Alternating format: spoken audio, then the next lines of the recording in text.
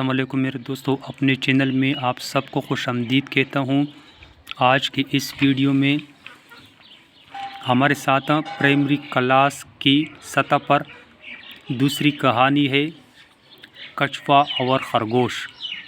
یہ تصویر میں بھی آپ دیکھ سکتے ہیں، یہ خرگوش ہے، یہ کچھوا ہے۔ تو چلو شروع کرتے ہیں۔ ایک دفعہ کا ذکر ہے کہ کسی جنگل میں ایک خرگوش رہتا تھا، پاس ہی دریا میں ایک کچھوا بھی رہتا تھا۔ ان کی دوستی ہو گئی، وہ روز ملتے اور باتیں کرتے تھے۔ خرگوش تیز دوڑنے والا جانور ہے، کچھوا تیز نہیں چل سکتا۔ ایک دن خرگوش نے کچھوے کی اس کی سست رفتاری کا طعنہ دیا اور اپنے تیز رفتار ہونے پر فخر کیا۔ باتوں باتوں میں دونوں میں شرط لگ گئی کہ دور نظر آنے والے درخت تک کون پہلے پہنچتا ہے۔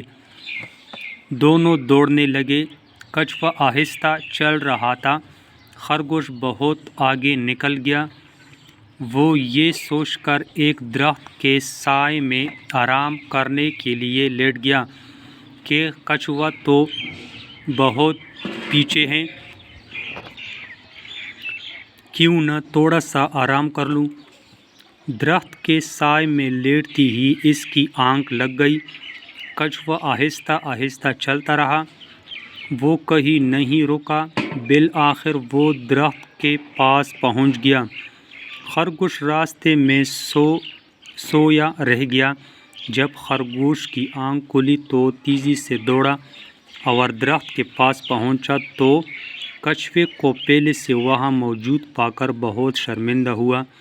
اس کے بعد اس نے کبھی کچھوے کو سست رفتاری کا طعنہ نہ دیا۔